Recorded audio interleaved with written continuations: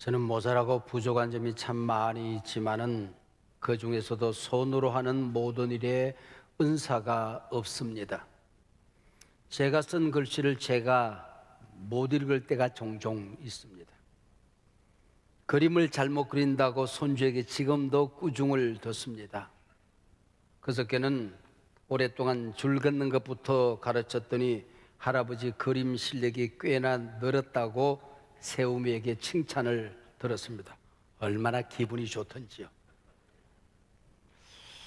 게다가 예나 제나 저는 기계맹입니다. 기계를 조작하는 은사가 은사금정에서 빵점입니다. 못을 박으면 틀림없이 엄지 손톱을 깨부십니다.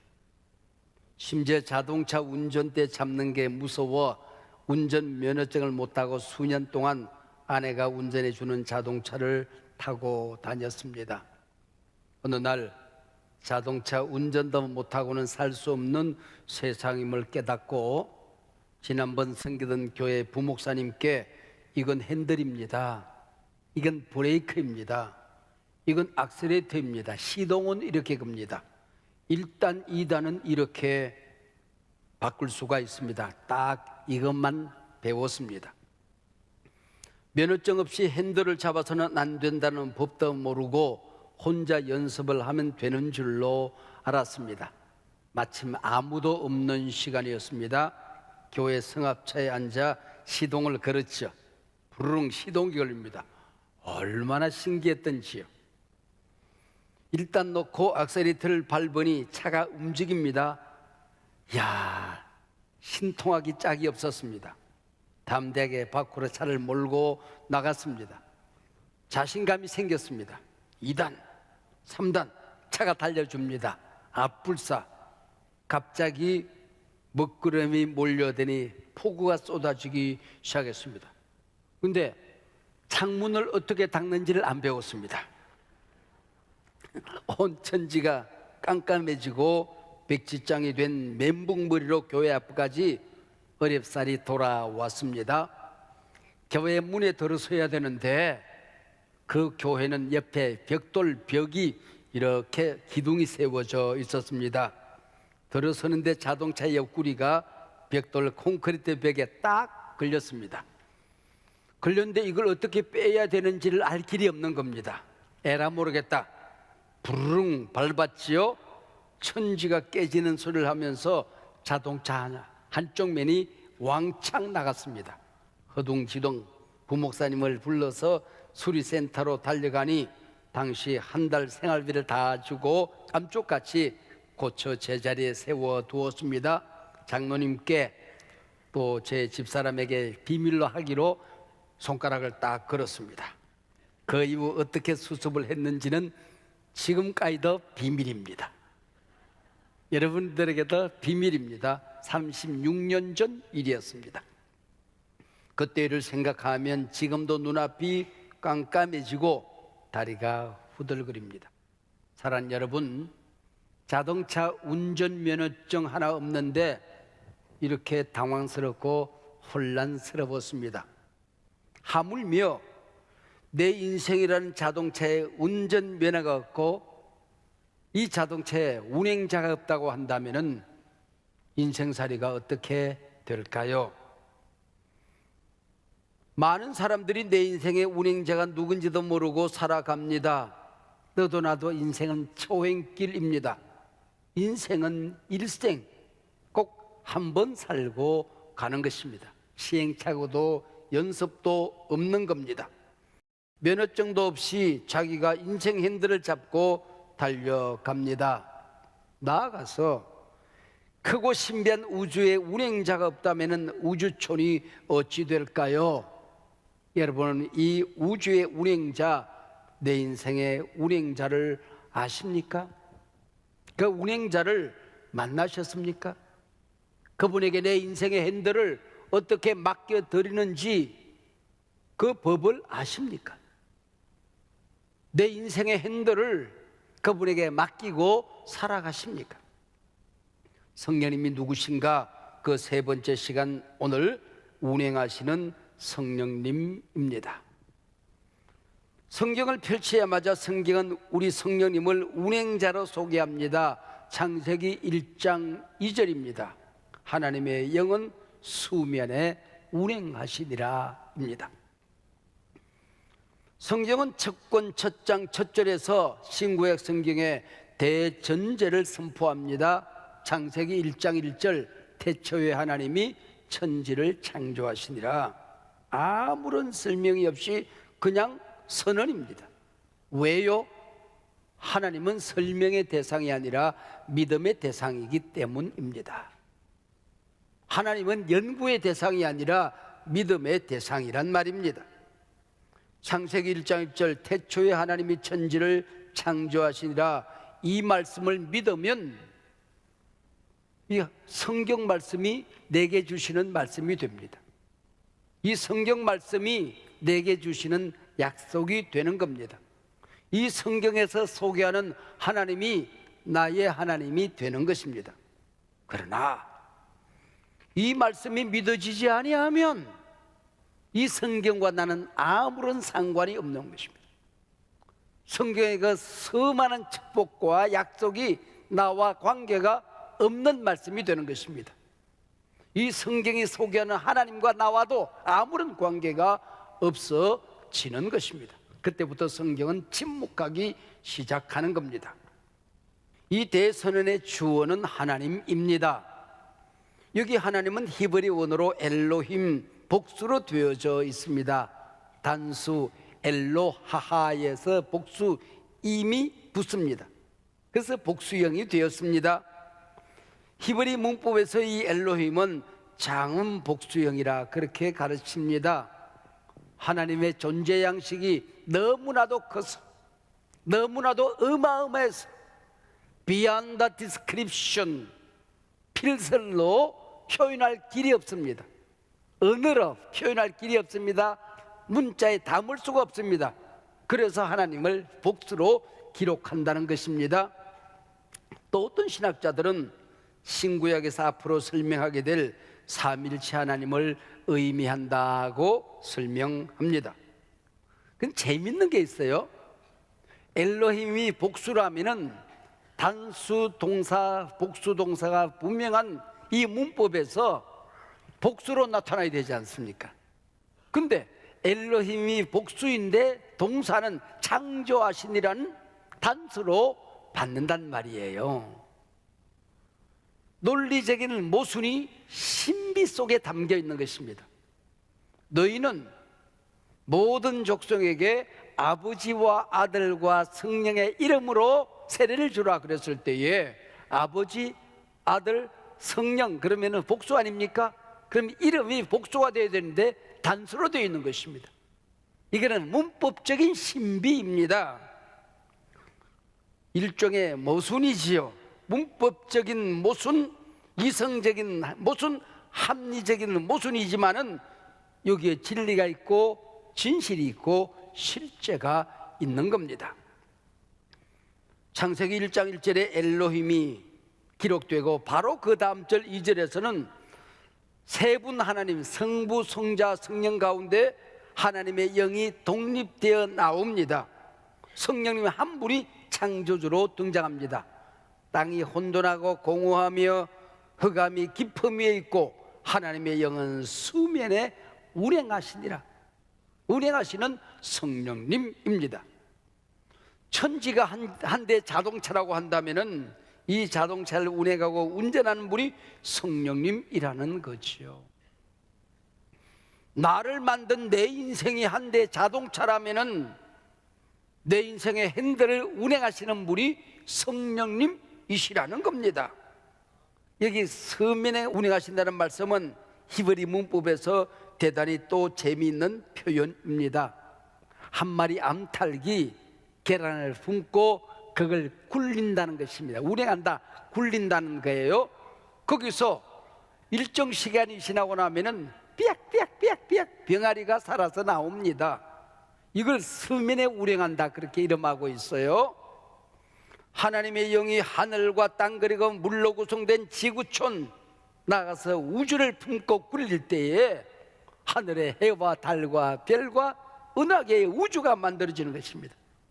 지구촌에 수많은 생명들이 태어났다는 뜻입니다. 사랑하는 여러분, 이 시간 지구를 계란만한 별이라고 상상해 보십시오. 암탉 한 마리가 그 별 계란을 품고 굴립니다. 첫째 날이 되니라, 둘째 날이 되니라, 셋째 날이 되니라, 여섯째 날이 되니라. 이 지구촌에 무생명들이 만들어졌다, 그 얘기입니다. 하나님의 영은 수면에 운행하시니라. 성령님이 내 어머니 뱃속에서 나를 굴려 한 아기가 응애 하고 태어나니 유영모가 되었더라, 그 얘기예요. 성령님이 천국을 모르는 우리를 굴려서 모아서 교회를 만드시니 한섬한 교회가 되었더라, 그런 얘기입니다. 남자와 여자를 만드시고 굴려서 만나게 하시고 또 그 자녀들이 태어나 가족을 이루게 되었다 하는 것입니다. 성령님이 지역 백성을 품고 굴려서 천국 백성을 만드십니다. 이 시간 몸과 마음, 영혼이 아프신 분이 계십니까? 성령님이 여러분을 품고 여러분의 고통과 암덩이를 품고 굴리니 질병이 나았더라, 암덩이가 굴러 떨어졌더라, 건강하게 되었더라. 할렐루야. 서면에 운행하신다는 뜻이 이런 뜻입니다. 성령님이 내 심장 머리를 굴려서 거룩하고 정결한 생각으로 가득 채우십니다. 추악에 타락한 내 입술을 굴려서, 내 혀를 굴려서 믿음의 은혜가 나오게 하시는 분, 긍정의 은혜가 나오게 하시는 분, 능력의 은혜가 쏟아지게 하시는 분, 권세 있는 말이 쏟아지게 하시는 분이 성령님이시라고 하는 것입니다. 사랑하는 여러분, 운행하시는 성령님과 함께 밥하고 빨래하고 청소를 해보셨습니까?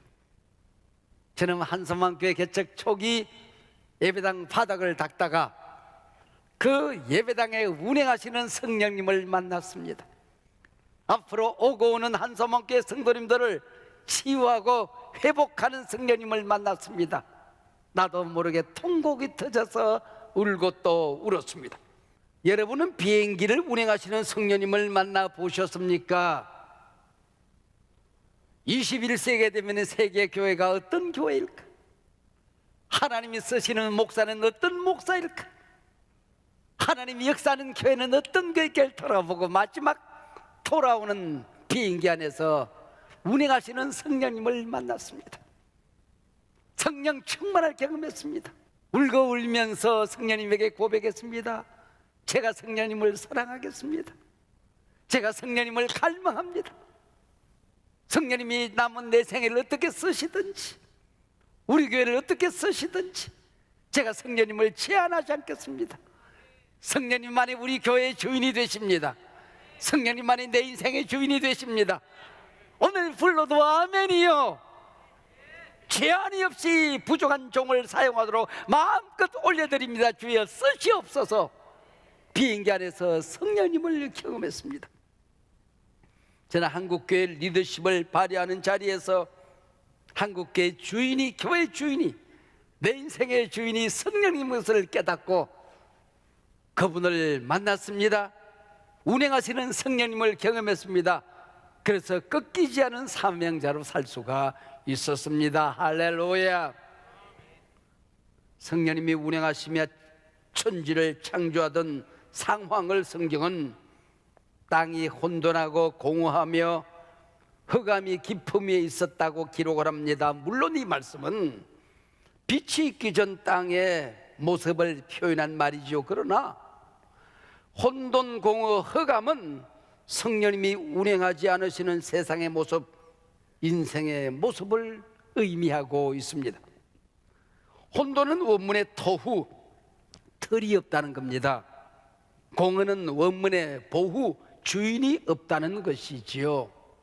흑암은 글자 그대로 한치 앞이 보이지 않는 깜깜한 상황을 말합니다. 오늘 우리가 살고 있는 이 시대, 과거 그 어느 때보다도 미래가 매우 불투명하기만 합니다. 정해진 미래의 길이 보이지 않습니다.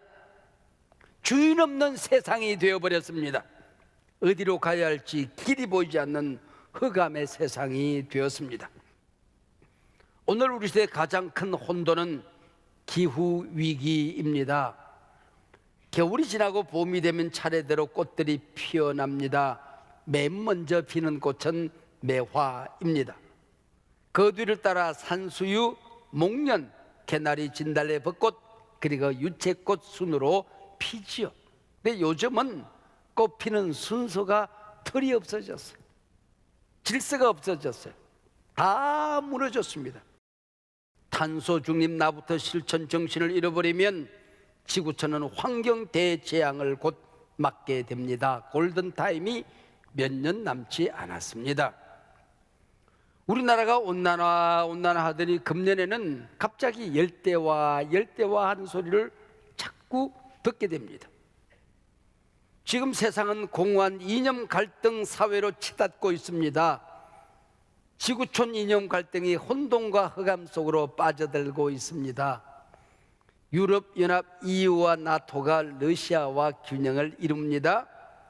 한미일, 호주, 뉴질랜드 자유진영과 북한, 중국이 서로 견제하며 균형을 이루고 국제 질서를 유지해 왔습니다.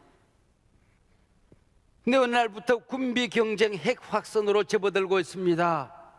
금년에는 핵전쟁 하는 얘기를 종종이나 듣게 됩니다. 세계 경제도 흑암 속에 빠져들었습니다. 미국의 탈세계화 정책이 급속히 진행이 되어졌습니다. 외국에 나갔던 모든 공장들을 미국으로 불러들입니다. 미국의 물건을 팔려면 공장을 미국에 지으라고 그래요. 우리의 첨단 기술이 미국 공장에 지금 다 흘러가고 있습니다. 자국 이기주의, 중국의 장기 불황, 세계 경제는 양극화, 대공황 위기 상황에 빠져들었습니다. 과연 혼돈, 공허, 흑암입니다.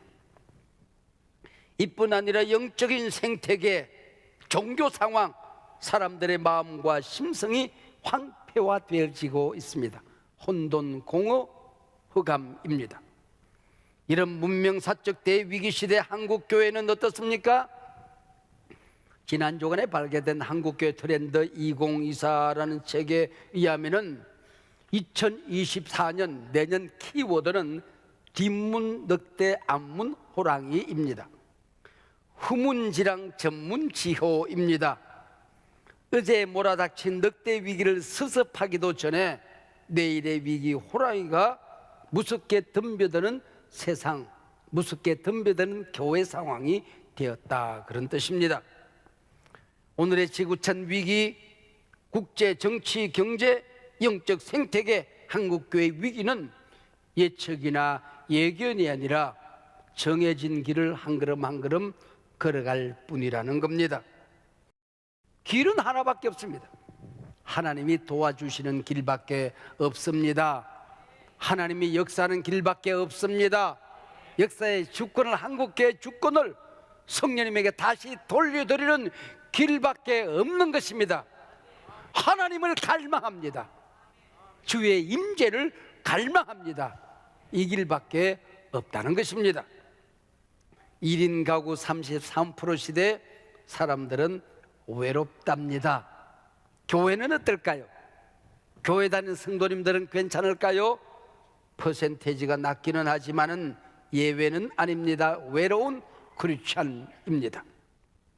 3040 세대가 그 자녀들과 함께 낭망하고 있습니다.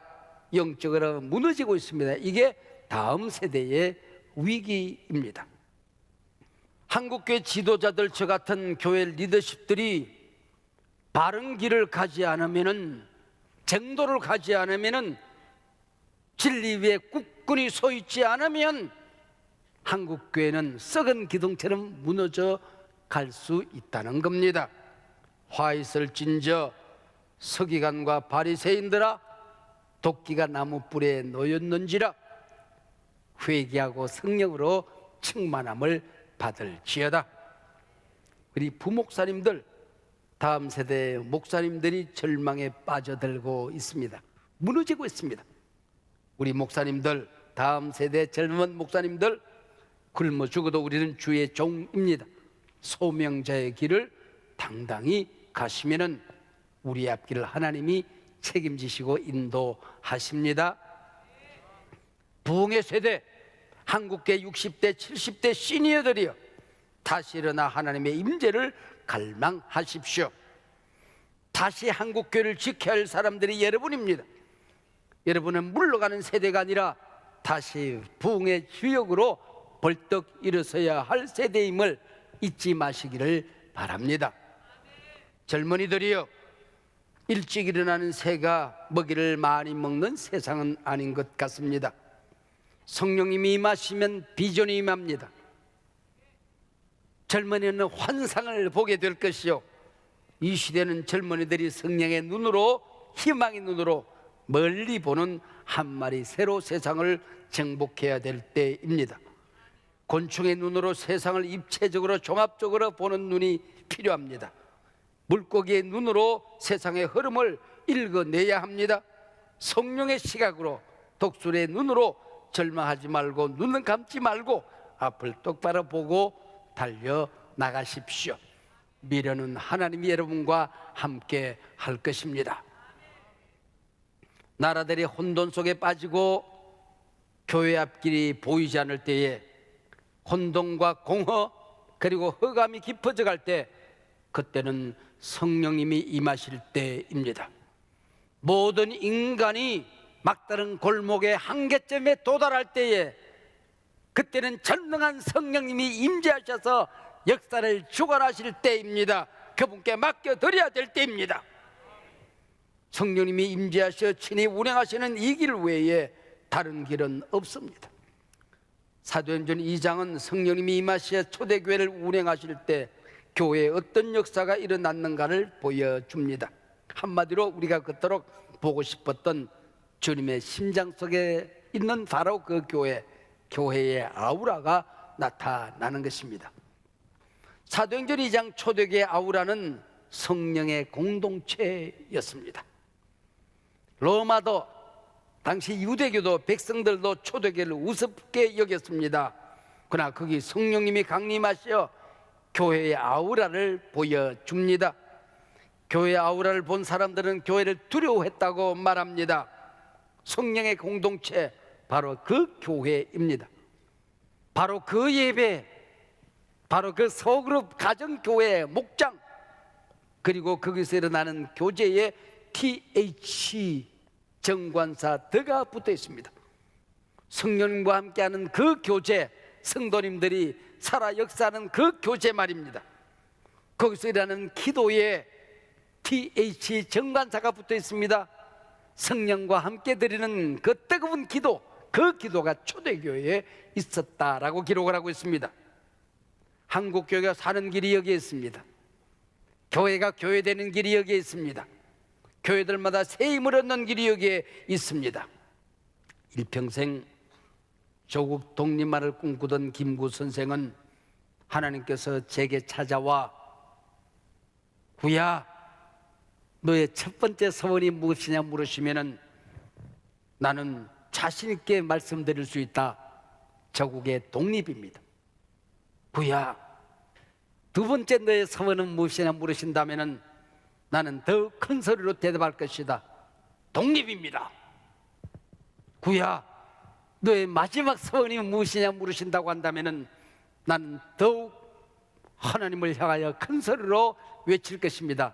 내 조국의 독립입니다. 이 시간 부족한 종에게 하나님이 찾아오셔서, 종아, 너의 첫 번째 소원이 무엇이냐 물으신다면은 주님의 심장 속에는 바로 그 교회, 성령 충만한 교회를 보고 죽는 것입니다. 두 번째 소원이 무엇이냐? 주님께서 세우시길 원했던 마지막 때의 역사하여 주님이 기뻐하시는 그 교회, 성령 공동체를 보는 것입니다. 종아, 내 생애의 마지막 소원이 무엇이냐 물으시면은 너는 뭐라고 대답할 수 있겠느냐? 초대교회에 있었던 성경 중심에 있었던 주님의 심장 속에 있었던 그 아우라 교회를 보고 죽는 것입니다. 우리 한서만 교회가 주님의 심장 속에 있는 바로 그 교회가 되는 것입니다. 저는 큰 소리로 대답할 수가 있습니다. 금년 감사 특밤의 주제는 주의 임재를 갈망하라입니다. 당신 인생의 운행을 하나님께 맡겨드려야 될 시간입니다. 요즘 한국교회가 깜깜한 밤중 길을 잃은 사람처럼 혼돈 속에 빠져 있습니다. 하나님의 영이 한국교회에 운행해 주셔야 할 때입니다. 한 집사님은 손을 대고 투자하는 일마다 길이 막혀버린답니다. 주인 없는 사업장 같이 되어버렸답니다. 당신은 지금 주님의 임재를 갈망해야 할 때입니다. 당신의 사업을, 그 핸들을 하나님 손에 맡겨드려야 할 때입니다. 요즘 따라 예배하고 기도하고 교회를 섬기는 신앙생활에 기쁨을 잃어버렸습니까? 교회를 섬기는 일에 잡된 생각이 지배하고 불평거리가 많아지고 있습니까? 함께 일하는 사람들이 마음에 들지 않습니까? 혼돈과 공허가 몰려온 것입니다. 당신은 지금 주의 임재를 갈망해야 할 때입니다. 하나님이 당신의 역사에 동행하시며 운행하셔야 할 때입니다. 몸은 병들고 마음은 낙심이 많고 관계들은 깨어지고 영적 혼란, 혼돈을 겪고 있습니까? 주의 임재를 갈망하십시다. 그분께 내 인생의 핸들을 맡겨드리십시다. 주의 성령님이 당신의 주인이 되시고 모든 당신의 삶을 친히 품고 굴리며 운행해 주실 줄로 믿습니다.